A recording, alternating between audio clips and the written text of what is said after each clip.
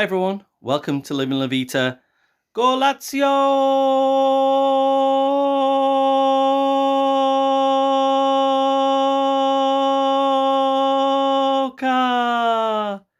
podcast, a retro gaming podcast for some of your retro gaming needs. My name is Faz. My name's Rich. That made the sound waves go nuts, didn't it? On the old recording app. That's just like a brick of sound. Yeah. Let's see what that comes out like on the phone. I probably could have gone for longer, but and that sounds like a humble brag, but I felt like staring at you whilst we were doing that. Yeah, the eye contact was intense. Won't lie. Also, I would like to point out for anybody listening that there was no trickery involved in that. That was live. Oh yeah, unexpectedly live, completely live. That's to do because the big game is coming up. The big match, the cup, game. the cup, the FIFA Football World Cup 2026 starts in about 48 hours time.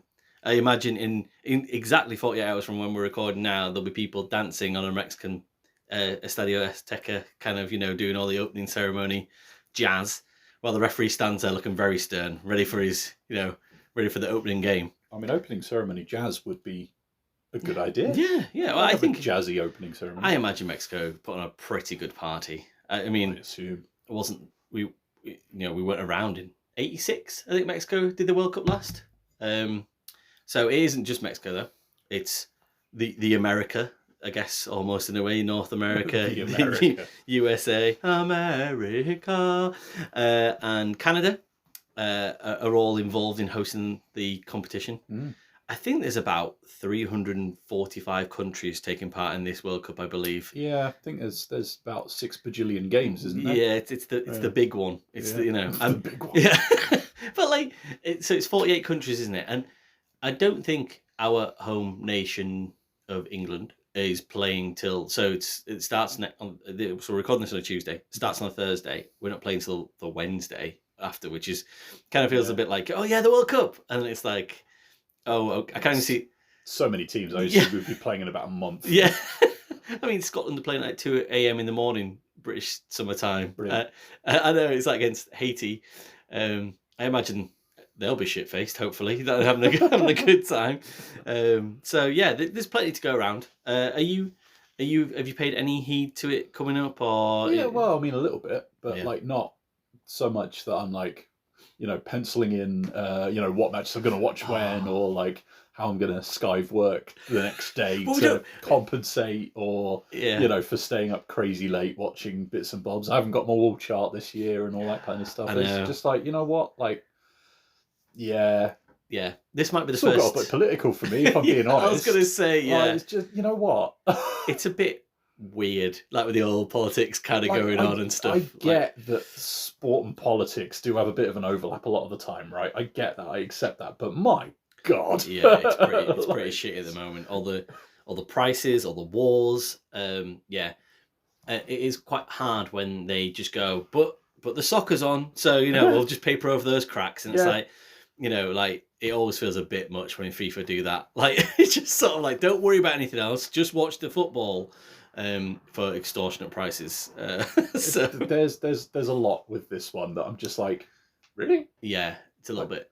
Yeah, I mean, I don't really remember that much about the 2022 World Cup because it was in the winter in Qatar, and I don't. Even though I watched it all, I never got that. There must be some sort of semblance in my brain where it's it's the summer, it's a World Cup summer kind of feeling. Actual World Cup this time. Whereas I'm so used to it being like that. Last time, it kind of just went past me a little bit, I think, really. But I am excited, apart from all the bullshit, the actual part of the sport, which they want me to look at and want me to avoid the bullshit. About. And kind of look forward to it. I kind of got out of football, not a lot, but more recently been watching less of it and caring less about it also as well. So I find myself a bit more ambivalent. But actually, that might be a good thing. I can probably enjoy it more for what it is. I mean, for my part, having the extra teams in there. I was, funnily enough, at lunchtime today, I was having a look at who's involved and some of the sort of new faces that are coming along and all that kind of stuff. Cape Verde looking at you. Yeah, and it's if there's an upset or two in there, I think it'll be worth it. Yeah, absolutely. If there isn't, maybe have a think about pruning it a little bit, because I can imagine that there might be this gulf in like quality, experience, fitness, whatever you want to say. Like, and this is not to like disparage any of these countries that are kind of long, but like proof's in the pudding, right? Yeah, so like I'm glad that we're trying it, but it'll be interesting to see how it all pans out. Yeah, I think it'll work out better for the teams that are almost in what you traditionally call the medium bracket. I think that I'm trying to think of like maybe it's somebody that I'm going to speak about tonight on the podcast, Ecuador. They Sure. Do you not remember like Sash Ecuador from the 90s? Was it 90s probably? Anyway, it was like a dance song, and then you just shout Ecuador. Right. Anyway, I'm going to need more than that. I'm going to remember it, for being honest, but it's fine. And you know, teams like Ecuador, Japan. I'm just literally stealing from Guardian Football Weekly's preview podcasts and kind of going, oh, those guys, you know, Ivory Coast, basically sort of teams that would give your top tier teams a run for the money and could knock them out feasibly. Croatia? Yeah, Croatia. Yeah, those kind of types of teams that are almost like what you call them, maybe between the 16 and 32, that probably ranking of the teams that are in it. And I think that they've got a good chance, especially in the heat as well. So yeah, I'm kind of looking forward to seeing some, maybe not dark horses, but maybe some teams that are a bit more like in the middle, and you know, one or two coming through, and see if anyone can get into that sort of top 8, top 4. Yeah, I think that would be, for me, I think that would be the big win. Yeah, of the World Cup. If something like that could happen, you know, you have what was it, Morocco or someone like that did crazy well relatively recently. You know, if we have something like that where, you know, someone a little bit more unexpected manages to make some good headway. Yeah, like that's the bit I always like. I think like Australia, for example, like I think their group, they've got like a really flat group of everyone kind of the same sort of ability, if you will. And you kind of look, whoever comes out of that group comes first out of that group. You kind of go, well, they'll probably get someone lesser in a third team that comes through, and then you almost go, well, they're through to the next round, and then, you know, and that kind of thing happens. So yeah, a bit of momentum on a team that's you know, I'm going to pick 3 or 4 teams, I think, maybe that I'm just maybe going to put a pound on, just to kind of go, they're the team for me now. Like, you know, I put a bet on who I thought finalists would be one World Cup, because I thought I had a dream. Oh, really? Wow, that's so cool. I had a dream where I was like, and I woke up and I was utterly convinced that it was an England-Italy final for said World Cup. I can't even remember which one it was. I was a fair bit younger, because I distinctly remembered the kits and stuff like that being there. So yeah, I put a tenner on it or something like that, and yeah, it didn't happen. But I think it was like someone who traditionally plays in blue versus someone in white or something. That's a feasible like final as well. Exactly. Like, you know, it wasn't as if it was like color stats wise. It was like Paraguay, like So yeah, I think that was a good vision. Well done. So there you go. Official proof I am psychic. So speaking of Italy, then a really good segue. I said Galazzi at the start. They're not even at the World Cup. Nope. Yet.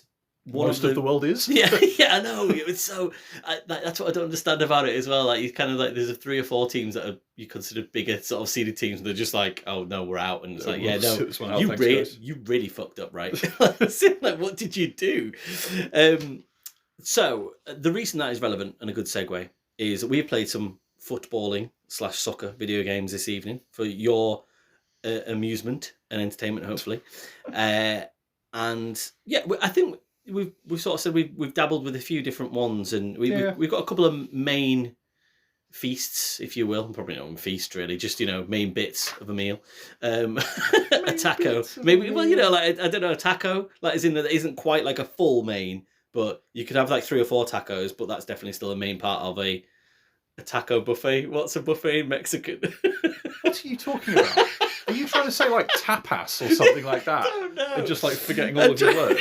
Yeah, pretty much. Anyway, so you have played World Cup Italia 90 on the Mega Drive. I'm just going to keep on saying words and assume that's a combination of words that is broadly right. Excellent. Yeah. And that's where the Italian segue came from, everybody. Who saw it?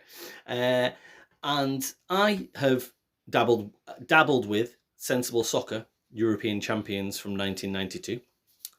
And then back to the Ecuador segue, I've also played Despelote, which came out last year.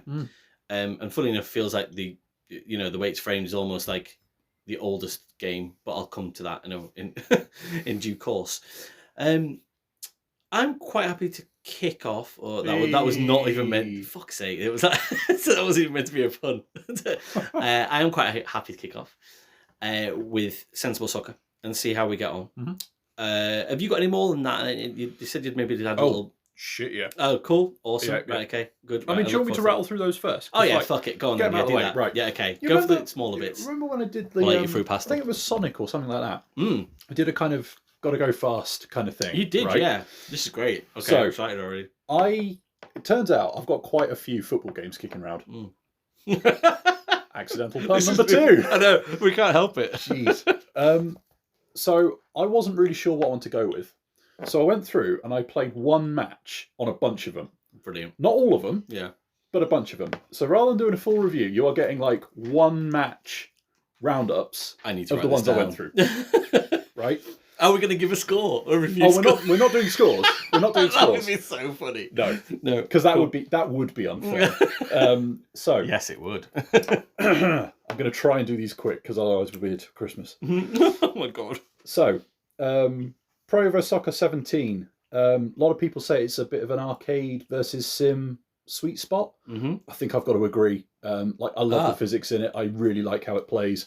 Also, in this particular match, someone managed to score a goal with their arse. Brilliant. Excellent stuff, right? Yeah. What did you play this on? So that was the PS4 version on the PS5, and then I spent a frankly obscene amount of time trying to track down a Steam key for it that I could buy from somewhere. I'm like, Konami, I want to give you money for this game. Like, yeah. Anyway, I've just put PS4 good arse goal. Yep. Yeah. eFootball PES 21. Last of an era. Felt a little bit stodgy, but was passable.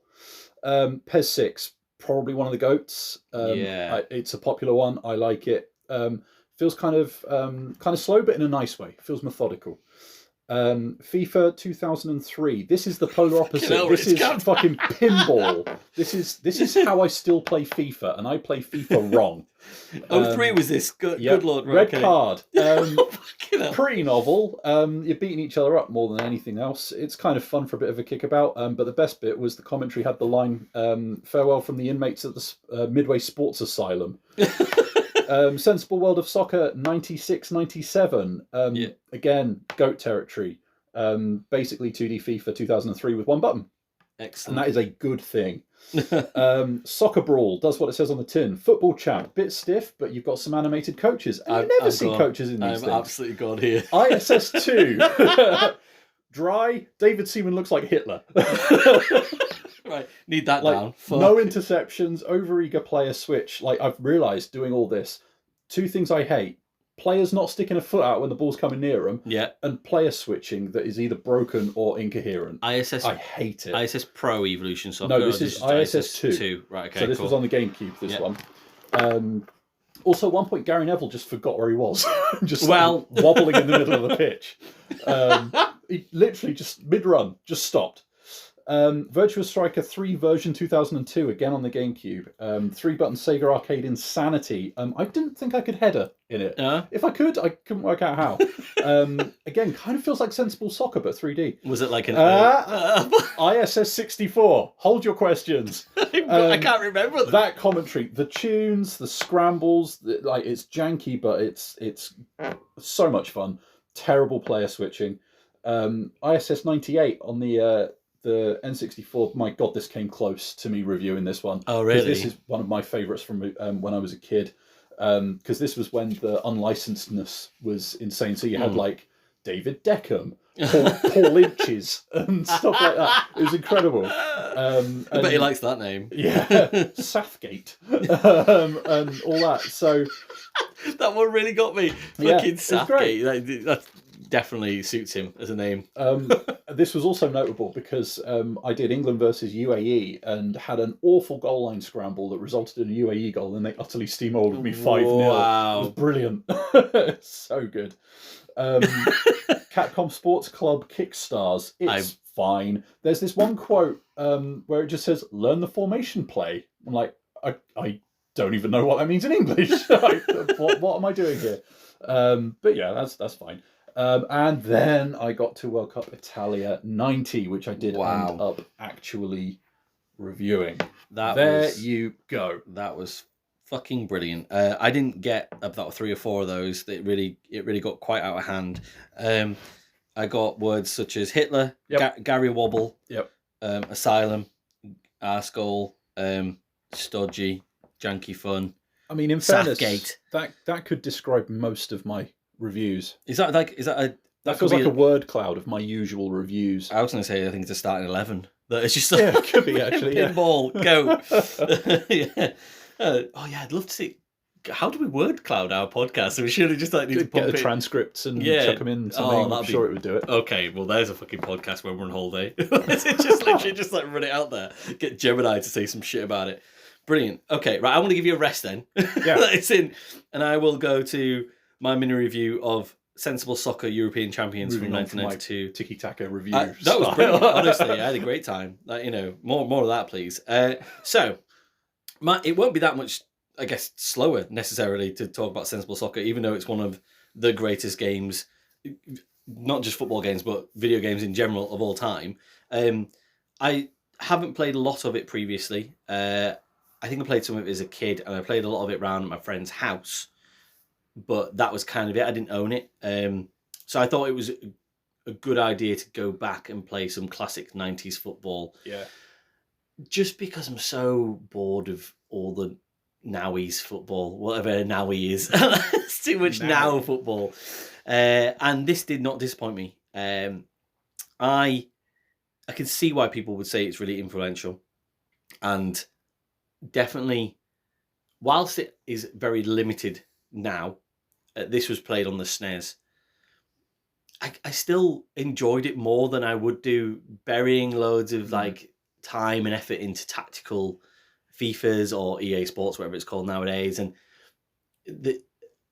it felt really fun, and that it sounds like a very basic, easy thing to say, but to know for a lot. Yeah, it's just when we talk about this all the time with video games, and we sort of say, actually, how much effort did you have to put in, and how did you feel afterwards? And this was so easy for me to just sit down and play, and then come away afterwards and go, I feel like I've just swallowed a big old bag of sugar, and and I feel great afterwards. And it didn't take anything out of me. It was almost like it just gave me all its love, and I was happy about that. So if anybody that hasn't played Sensible Soccer before, it's kind of like a weird top-down, zoomed-in view that you wouldn't from the goal from the bottom end of the football pitch that you don't see necessarily that often. But I enjoyed that. I quite liked that. That it was just different and unique from the TV sort of view that you'd normally see in most video games. I get the impression it's a view that was used quite a lot in the 90s for football games, though. Maybe. Yeah. I mean, well, you've just played the entirety of all the football games ever, so you'll be able to tell me whether or not that is the case. I know that when I sort of started playing football games, your FIFA 94, 95, 96, 97 era, they were kind of a bit of a sort of isometric sort of top-down, where this felt like much more from one end, if you will. Yeah. And this actually shares some DNA with Despelote in that the game that you play in that, the part of the football that you play in that has that game view as well. So, yeah, it was fine. Do you know what I mean? I quite liked it. It was a bit different. How good was I at this? I really, really suffered from being shit at Sensible Soccer. I felt like I let the game down. If there'd been commentary, there would have been some really sort of posh Englishman just sort of saying, "This isn't good, Jim. This isn't the beautiful game," and it really wasn't. It kind of took me to school a little bit for about an hour, and then I kind of got to grips with it a little bit and started losing by less goals. Just playing all the football games that we've played previously, and as you've just played everything. I found more after I finished as well. Just a fucking mountain of football games. I have quite a few, apparently. I've made a ball after and it just reminds me that football games aren't easy. They're just not and especially it feels like probably earlier games I struggle with more in terms of difficulty than I probably did when I was getting a little bit older. And it might just be because we just maxed out all of the fucking stats on Pro Evo Soccer when we played it, and just had like freakish players running around the pitch. But in terms of, I can't really remember a time when I found football games easy anymore. Like I find them all quite difficult. I've just come to the conclusion I'm not very good at them, or I've not probably spent enough time with certain ones. And the point I'm trying to get to is that there is a lot more depth to this than I assumed there would be going back to it. And tactically, on the pitch, while there's loads of depth off the pitch as well, actually on the pitch, like the fact that you could, the controls were very easy and there's only a couple of buttons, but there's like a swerve technique, if you will, to kind of like an after touch. Yeah, after touch, yeah, like a burnout crash sort of thing going on. And I didn't really notice that when, like, I saw some of the free kicks that were getting bent in against me, and I was like, what the fuck? And then I noticed that the goalkeepers were shit. Like, they didn't save anything. Like, you know, you could... They saved all my shots because I clearly hadn't learned how to play the game yet properly. But in general, like, the computer, you could just shoot from anywhere, and it would just go in. Like, as in, I don't know how much control I had over my goalkeeper. I feel like I probably didn't have any, and yet like it felt like the computer didn't have any either. Like I didn't really know what was going on with that. So when I read up about it, it did seem to be that was a thing. I think that some people said about Sensible Soccer, that was the goalkeepers. I don't know if you found that when you played the 96-97 version, maybe a bit better, but I found it particularly annoying when San Marino put 4 goals past me, and I was like, David Seaman Hitler, can you please help me out here? Like, so this is causing me a lot of pain emotionally right now. I don't know if you noticed that in the one match that you played. Yeah, it's I was on the receiving end of a bit of a drubbing with that one, because I've got the European Champions one on the Mega Drive, and then by the time you get to Sensible World of Soccer, what was it, 96, 97, I said, everything's just that little bit more tweaked, refined. Oh yeah. Okay.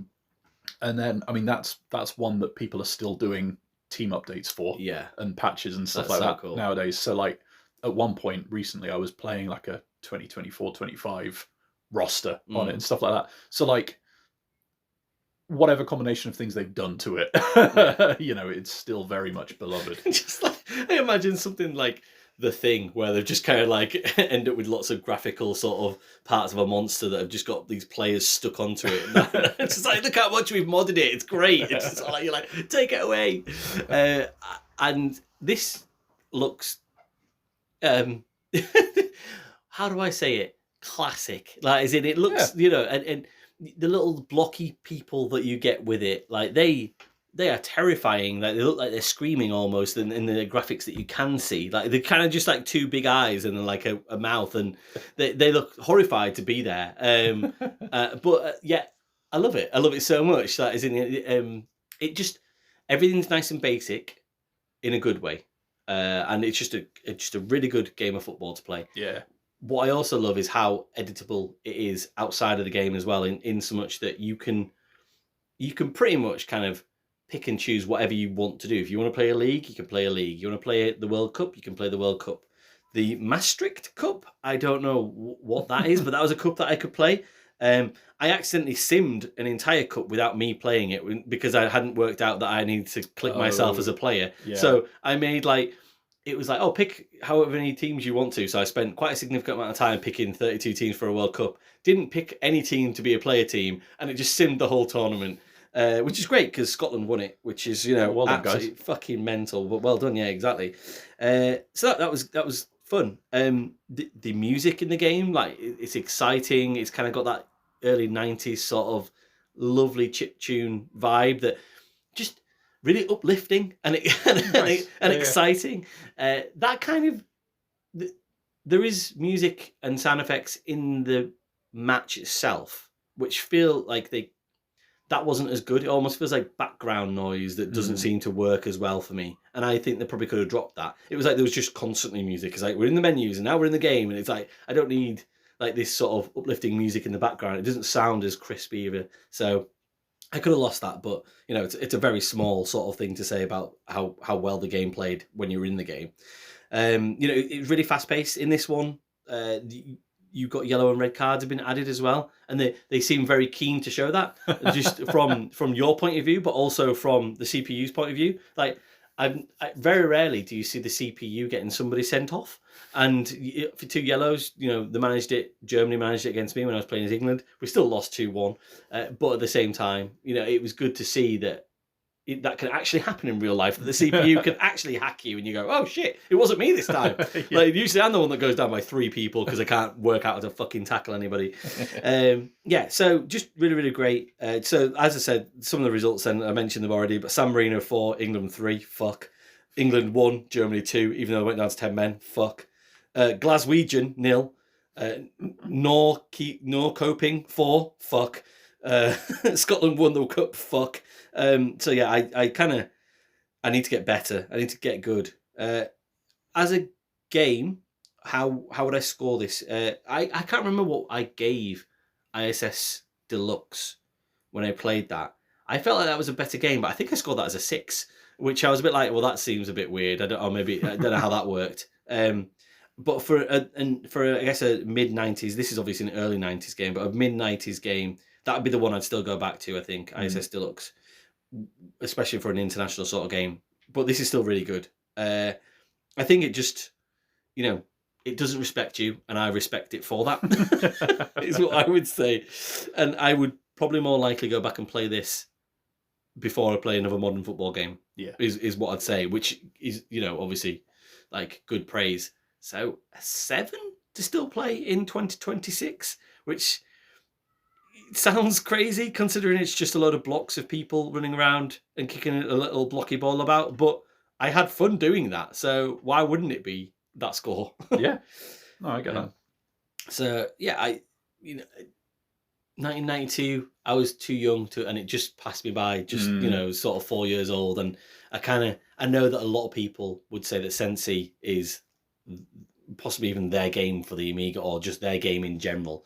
And I see lots of Instagram accounts that are just dedicated, and they're called like Sensible World of Soccer and things. And hi, shout out to you guys, and just have some amazing stuff, like 90s memorabilia kicking about, and it's amazing how much it can evoke a feeling in people to go back to a certain time and think about and use that anchor of football tournaments. Like Euro 96, that's the first time I ever remember really watching international football, and that's kind of like my tournament, sort of like for being young. And that England-Scotland game. Yeah, exactly. Yeah. You remember, it's vividly remembered how bright it was at Wembley, and the goals that were scored. That's what sport is really good at, and what a really good video game, the sporting video game, does is take you back to those moments when you're younger, and you can kind of remember, I remember winning the league with Liverpool on FIFA 97 Gold Edition, on the Sega Mega Drive, and I can see how this game would absolutely bring that out of people. Setting up your own league, bringing your friends around. You can get like 32 people playing or 64 people playing. Everyone gets a team and stuff. Something ridiculous. Just mental. So much fun. Well done, Sensi, for bringing that out of me for 2 hours the other night and just going, awesome. Take it back a couple of years to Italia 90 when we were even younger. This was on. I had this on the Mega Games 1 cartridge.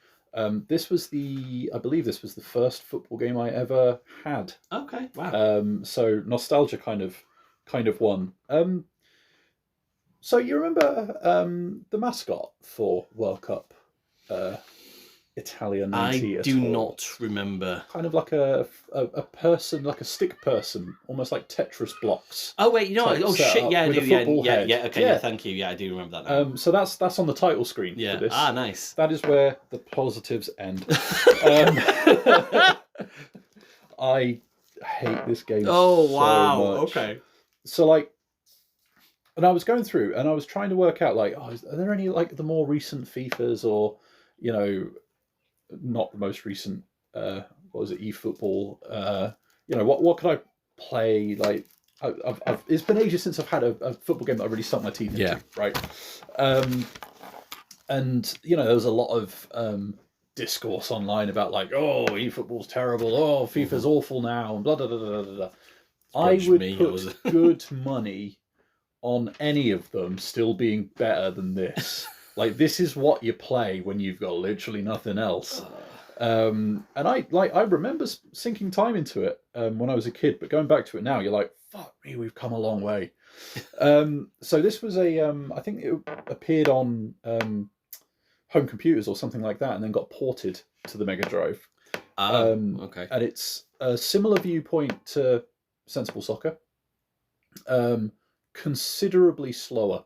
Oh, really? And like bigger sprites, and you know how like there's they were just fatter and they couldn't get around. Well, I mean, they would possibly have more pie, but like you know how early Mega Drive games, there was a definite like period where they went for big sprites, everything moved kind of slowly, everything was kind of stiff and awkward to control and not particularly responsive. Yeah, this is very much of that era. Okay. Oh God, where do you start? So, in fact, let's start at the start. When you turn the game on, there's this noise that kind of goes, "Roar!"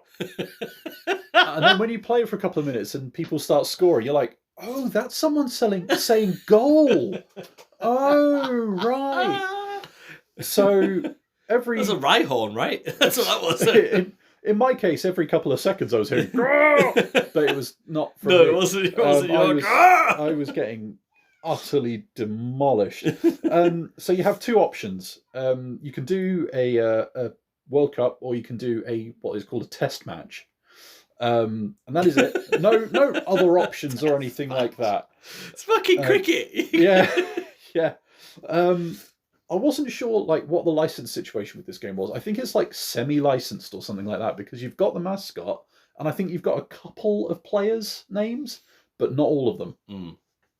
So you have to go and select the players for your team before you start. You have to select your team from a world map, so I hope your geography's all right, because you literally have a cursor that moves like a mouse, that you have to then select the country that is like the ones you can select are coloured in. The ones you can't are kind of beiged out. So you can kind of narrow it down a little bit. But yeah, this team's not in this World Cup. Like if your South American geography is not great, then you ain't playing who you think you're playing, you know? So that's fun. Then you go through, you select your players from about. They've got stats. I am not entirely convinced they make the blindest bit of difference. And then off you go. And you know what I said about like player switching and players trying to stick their foot out when they're in sniffing distance of the ball. Obviously, there's none of that. It's an early game for the Mega Drive. I think it would be. I would be putting too much in the way of expectations on it to expect that. However, like player switching, like I like PES 2017. Because I think it sees the game a similar way to me. So when I'm switching players or when I'm trying to intercept stuff, it seems to be thinking along broadly similar lines. Yeah. I've had it with FIFAs, I've had it with Pro Evos before now where they don't, and I find it really frustrating. And you end up with that thing where you're running along, you press the switch button, and then a player who's on the other side of the pitch suddenly starts darting the opposite way to the play because you've not There's paid a bigger gap at the back all of a sudden. Yeah, exactly. And you know, Saul like Campbell's gone for a walk. Yeah, exactly. The thing is with all that is at least you kind of like it takes you a couple of seconds, but you can kind of see what's happened and where it's gone wrong. With this, I can't tell if I've switched players. Like if there is a player icon to tell you which one you're playing as, I wasn't spotting it particularly easily. I'm not convinced there is one. As I sit here right now, I'm still like, but I don't know who I was controlling half the time. Did it just kind of like, was it not obvious from the fact you were running around the wrong way? No, it was eventually. But I was doing it a lot. And like there's no automated, there's no manual player switching. It's all automated as best as I can tell. So like you'll be near the center of the screen, broadly, but that's about it. That's all you got to go on, and the pitch gets pretty crowded. There's no like a radar type thing or anything like that, really. Okay. Again, there might be, but it wasn't doing me much good. Like I was not able to pick out like a longer pass than the size of the screen. Basically, is what I'm getting at. So like the area you've got to play with feels very constrained. Right. Which would suggest that you're going for like a kind of patient build-up play, right? But nah. This plays... We're just playing thirds. Low block at the back. Plays more like an arcade game in the sense that like it is just hammering like a wall or something like that to try and get through. Like you are pinging this ball around as quick as you can, and even then it's not particularly quick. You can get hacked down from behind with like no consequence. So like you'll break. Like that about you'll get past a defender, and then they will just catch up and they will just wipe you out. There is nothing you can do about it. There is no incentive for like going on a run and getting past people, getting around people, anything like that. It's far too easy to exploit the goalkeepers because you just need to get on the corner of the 6-yard box, ping it into the corner, get it on a diagonal, and like it's fine. And even then, if you're defending, the goalkeepers are manual, so the game will switch you to the goalkeeper. Oh shit! Really? So where I got it worst for the players running the opposite way to the direction of the play, because they are literally facing the opposite way, were the goalkeepers. Wow! So many times I had easy goals that I could have stopped that I didn't, because my goalie was suddenly running the opposite way because I thought my defender was trying to intercept something. Where are you going? It's things like that just made this so frustrating. There was one point where, well, I mean, it's hard to tell what's going on when you've got like scuffles for the balls and stuff like that, right? I know with, again, let's take PES 2017 as an example. There were plenty of times when, you know, things are a bit frantic. The ball comes into an attacker. He can't get a shot off. It kind of gets caught up on his feet. He can't get set, etc., etc. The animations make that clear, right? If that was the intention for what is going on with some of these players in this game, I couldn't tell you, because it's all top down. All you can see is the top of their heads and their shoulders and their feet, and then the rest of it you're just kind of inferring. But plenty of times there were scuffles, there were bits where it's just like, it feels so unresponsive, like you are getting nothing out of them. To the extent I genuinely think the closer you get towards the goal, the more input delay there is. Like really? I think it's... I've got no data to prove it. No, but it just feels like, to make it harder to score, they make it so that, you know, your players just aren't doing things as quick. Why are you slowing down? You've been hacked from behind again. Nothing's happening. Yeah, exactly. There was one point where I managed to get around. I think I was playing as Algeria against Morocco, and like I got around the Moroccan goalie, got a shot off, and then the ball teleported from behind him into his hands when he was facing up the pitch. And I'm like, fuck you, game. Like, that is that's how football... That is not on. That's how football works in North Africa. That is just not on. But like, I won 3-2 actually, and this was after... Congratulations. Probably a couple of hours of actually trying to like get to grips with this. It felt like a fight. Like, the matches in this are long, really long. You can't change the length of the halves or anything like that either. Oh no, they are long matches, and like it almost feels like red card soccer with the amount of tackles going in from like Pluto or whatever, you know, studs up. Who's he play for? Or like Shrovetide football. I've got written here. It feels like Shrovetide football. Like it's just nuts. Whenever anybody scores, it doesn't matter who they are, where they're from. It's the same white accountant in the image that pops up on screen, running along, celebrating his growl. And, you know, it's just a different coloured kit. It's like, okay, well, that's pretty damning, isn't it, really? Like, we can't even be bothered to, like, remove that or change that a little bit and have a couple of different players in. You know, all this kind of stuff. There were just so many things that were making it frustrating. In fact, no, I have written, you do have to rely on the radar when you're playing. It's like, okay, it's not working. Like, it's just not happening. Like, you are never passing further than the screen. It's like playground football, you know, like, that's always indicative, isn't it, in a football game where the, I guess, the CPU and its understanding of the spatial awareness, that is if it's not a very good one, all the players just clump towards the ball. Like, and in fact, that brings me to another point as well, because like, if you kick a ball hard enough and you've got another player in front of you, you will knock them over, which is kind of fun, kind of cool. I don't really see that often. However, you can do it to your own players, which is less great. You can also, if you're going in for a slide tackle, and you will go in for a slide tackle because there's no punishment for it, you can tackle multiple people at once and stuff like that. And it's like, well, what fuck kind of a team sport have you got where I can actually slide tackle 3 people at the same time? And stuff like that. Goal kicks as well, like they're canned animations. I'm damned if you can work out if they're going left or right of the center of the pitch or anything like that. Or if you even have the option, like you basically press a button, an animation plays, and then it cuts back to the overhead view, and all that kind of stuff. Like it's just, it's messy, it's frustrating, and I genuinely think it might actually be broken. And yeah, I think I've got the main bits in there. I mean, you end up doing overhead kicks out of nowhere in the middle of the pitch sometimes. Nice, good. Like. I'm hearing good things here. I'm hearing like knocking people over, hacking 3 people, overhead kicks for no reason. What, sounds awesome. If they had basically done what Red Card did and like brand it as like the foul football game, like when we were playing this at school, it would be foul football. If we were in the playground and it was like no rules football, foul football. So if you brand it as a foul football game, off you go. Like it's 2/3 of the way there. It just needs a little bit of tightening up when it comes to the timings and stuff like that. And maybe like, I don't know, a punch button or something like that. Oh, incidentally, there's one sound effect for the kicking. And it sounds like something from Streets of Rage. And you hear it a lot.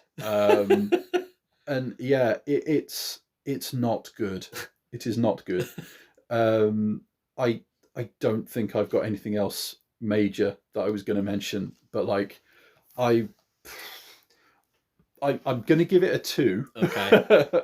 Because of nostalgia. I was going to say because of the mascot, right? And occasionally you can get like a couple of... There are a couple of fun little bits. Yeah.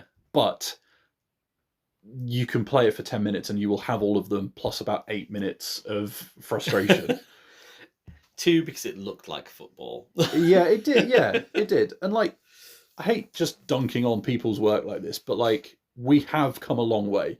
Like next time someone is bitching about the latest FIFA and be like, oh my god, it's the worst game ever or whatever, like no, sit them down, make them play this and go like a bit of perspective, you know, like it still broadly works, I guess, sometimes. It is interesting to think that within a couple of years of that happening, like we had Sensi doing better things, even though it was still limited in itself, the way that you could play that game sounds so much infinitely better than Italia 90. It really, really, really, really genuinely, no word of hyperbole, really is. And I can imagine that if World Cup Italia 90 was indicative of the standard of football games on a broader scale at the time, I can see why somebody would go in and go like, why don't we just speed it up? and lo and behold, the beautiful game, it's ruined. It's a shit pile. I'm going to continue for 1 minute, literally for a minute, with some other shit. I decided that I would try something just random, a type of football game that wasn't football, which is foosball. I paid £2 for Table Soccer Foosball Live Edition. I just thought of another one that I played that I didn't write down. You can come back to it. Yeah. This was a waste of 1 gigabyte of my hard drive. It's clearly a mobile app that I could buy in the Xbox store somehow, and I did buy it. Very minimal sound effects. It's kind of like just a fucking shitty shovelware app, effectively.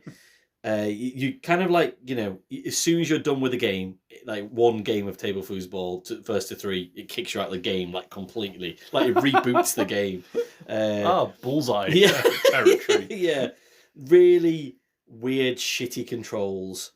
The physics work to an extent. It feels like you're playing a foosball game, but it was the most depressing 7 minutes of my life, I would say, possibly. This was truly, truly dire. 1 out of 10, nice. Because it was just about a game that you could load up and it looked like table football. But yeah, it was. I feel like I really, really wasted my £2 there. Like I said, I could have done so. I really should have given that money to charity. So in non-football terms, I also play Nutmeg a little bit, which relatively recently came out. I was on I was going to say, Steam. I don't know I that was at all. playing No. it. It's basically like a kind of they bill it as a deck building football management game. So Maybe I do know this. yeah, advertised it in like Retro Gamer and Mm. magazine and stuff like that. That's right. Yeah. Okay. Yeah, but like very sort of late 80s, early 90s vibes, and you get your cards together from various like training things and perks from your management team and coaches and stuff, and then you go into the game and you know, depending on what cards you draw kind of dictates how you can play things in the match. And like calling it deck building is possibly a touch generous for how the mechanics shake out, but it's still fun. It's still kind of diverting. Not going to give it a score because I didn't give any of the other ones a score, but yeah, one to possibly check out. Okay, it's a little bit faddy to call a game a deck builder at the moment, Well, isn't it? Like, it could only be more so if it called it a roguelite as yeah, well. roguelite deck with builder. roguelite elements. Like, well, it's football, isn't it? Yeah. Yeah, how roguelite does football get? Because you do go up and down the pitch quite a lot. Like, is it? You repeat try yourself again, a lot. you fail, Yeah. you get slightly better in the broader sense, and then maybe eventually you make it. I'm on my 5th run down the wing. Like, you know. So, speaking of football games that aren't really football games, but kind of are, Despelote. When I first suggested that we did a World Cup podcast, I really targeted this game as one that probably a year ago that I saw the reviews for it, and they were sparkling. And very recently, I spoke to a friend of the podcast at Gaming with JMO on Instagram on the gram, and he gave a review earlier this year about this, and wasn't as quite enamored with it as he probably expected to be due to the reviews. So I was really interested to see what this was like, because I do think it's quite divisive. It depends on who you are as a person and what you go in and what you get out of it. It could be, you could play the exact same game, but a completely different experience, I think, probably what you think about it. Right. So it's very arty. So it's definitely, so it's an indie game. It's from last year, and it's published by Panic, who are actually going to get a mention on the next podcast as well. It's a first person, I'm going to call it an adventure, but it's not really. It's just more than a point and click, pretty much. Right. So it, you know, it's kind of like, it's nowhere near as first person adventure as something like Firewatch, for example. Like you get more out of Firewatch even, which is still quite just point and click and walk around. So, but it's definitely more than like nothing. Would be the best way to describe it. So this is set during the qualification process for Ecuador for the 2002 World Cup. So it's a semi-autobiographical tale about from the perspective of Julian Cordero, who is the main developer of the game. It's actually he was a little bit older when the 2002 qualification was happening, but he set himself a couple of years younger. I'm not sure stylistically necessarily why he's done that. I think possibly to bring a more, as we were speaking about before with Euro 96, for example, maybe a more of a childhood lens and a bit more of a sort of, you know, like the glory of football. I mean, it's set against that backdrop of sporting hope for a nation, but also intersliced with hyperinflation, despair for the country at the same time as well. So the more things change. Yeah. It's funny because you never really, like, you would expect in most video games or most media, when you mention that, you think that, oh, right, okay, it's doing that two-handed thing where it's like trying to balance the sporting hope and everybody, I guess, being elated by watching on the qualification process for Ecuador and what might happen, and then lean quite heavily on the worries and the economic despair. It doesn't do that very much. What it does, it expects you to kind of pick things up from around you, from conversations that adults are having around you. Right. And how much you run into those conversations is kind of up to you, really. And that's probably where the, you know, inverted commas, adventure part of it comes from. This game took me about 2 hours, I think, to complete. You could probably spend a little bit longer if you wanted to, dwelling in the world and hearing a couple more conversations. But even then, I still tried to bump into quite a few of the adults who are having these conversations and also friends around you.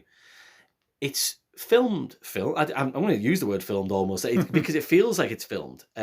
So you're in the city of Quito and you're engaging with your environment, your friends, your family, locals, and you're just kind of getting like little tidbits of life whilst the backdrop of this qualification process is going on, and I think it's the final 6 games of Ecuador trying to qualify for the 2002 World Cup.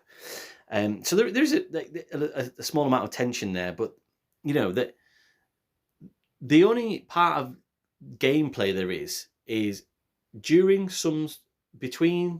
some scenes playing out, you can play this sort of flick football, almost like Sensi soccer game on a TV at home, and almost like Sabutio kind of thing. Yeah, kind of, yeah, and it's like it breaks up. It's actually it's quite a fun game, really, and it breaks up the, I guess, dialogue. It does a really good job, and this is where I think that I was drawn in, and maybe you could kind of get put off by it as well.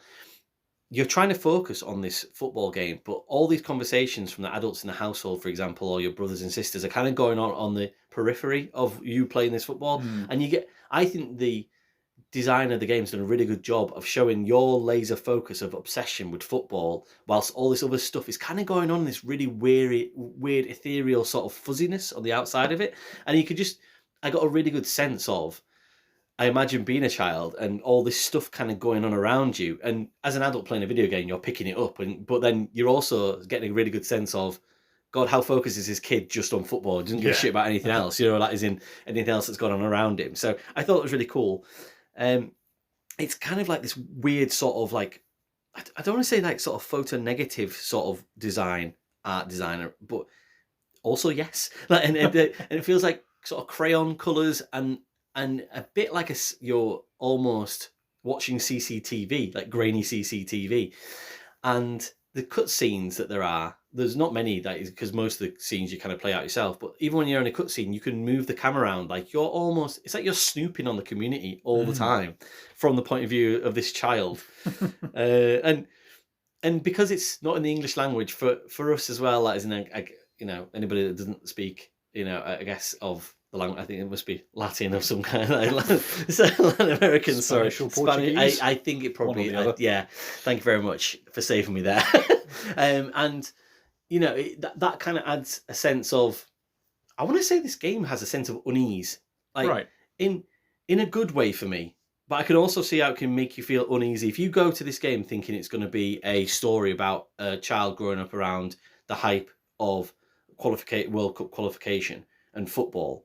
You will be sorely disappointed, because it's not about that. It's almost this strange, weird feeling of just being a child and around a general environment. And it's a really hard way to describe it, but there are parts where it's exciting, and I quite like. So there's a point where you get dropped off in the park by your mum, and it's like, I've got to go do some errands. And she's just she's just like, I'm gonna leave you here. You have to be back at this time. So basically, it gives you a time. You got a watch you can look at, and it'll say, make sure I'll be back at 6 o'clock. Make sure you're here. But clearly, it's like, right, okay, you've got a certain number of minutes you can run around this area and go and interact with the environment and different people. The shopkeepers, the kids that are playing football, and then that's where the other part of it is. You kick a football around the area, and like you go and annoy old men, and knock bottles off walls and things and stuff, and they're all shaking their fists at you. And while this is going on, you run past a window, and it's a TV shop window, and the game is on, and you can kind of semi-watch the game, and it'll come up with the time and the score at the top of the screen and tell you what's going on. It'll be like Argentina versus Ecuador, 2-1, 86 minute, and you kind of, as a child, you're watching this game happening, and there's these two guys talking behind you about the economy and things. It's just, I don't know, I loved it. Like, I really, really loved it, but I did feel weird about it. I felt odd. Like, and it definitely felt like an art choice, just to, for me personally, the way I think about it is almost like, it just gives you that sense of unease of being a human being, like sort of in general. Relatable. Yeah. One of the cool scenes is where like a wedding is derailed by a World Cup qualification game, like as in a really like a distressed bride who is so upset that everybody has cleared the room to go watch this game on the day of their wedding. And it's just like, you can imagine that being a really strong core memory for a child, thinking like, seeing that and that happening and everybody gathering on the big screen whilst they're at a wedding. And yeah, it's just really cool stuff like that I just think that it's just a really good slice of life. And I don't think it ever claims to be anything else. And therefore, for me, that's why I really enjoyed it. I think if you go in with the the idea that it's meant to be more than that, then you will feel disappointed. There's a couple of sort of dream style sequences that kind of shoot forward into the future. I wasn't against them, but I didn't really get them either. Like, as in, he almost like showed you Julian like as a teenager, and again, it was nothing to do with the World Cup, nothing to do with football. It was just like talking about Julian just kind of growing up, really. And he does a narration in the background in some of the scenes and things. And you're just bobbing about like a student party, for example, or you're playing a game of football as a teenager in a team. And I think it was almost trying to talk about how his dreams didn't really come a reality, and he almost wanted to be a footballer, but it was never going to happen, kind of thing. So, but it did feel very jarring just to jump to them. And there are some out of body experiences, like dreams at nighttime, where the city sort of dissolves around you, and you're just kicking a football for miles and miles and miles and chasing it through this really weird, freaky sort of like not horror at all, but just an odd sense of this city dissolving around you with this strange CCTVs, pastely colours and things. Sounds almost like a psychedelic. Yeah, it really was. That I didn't expect it at all to be like that. I expected it to be, even from reading reviews, very art housey, but I didn't expect it to go so far.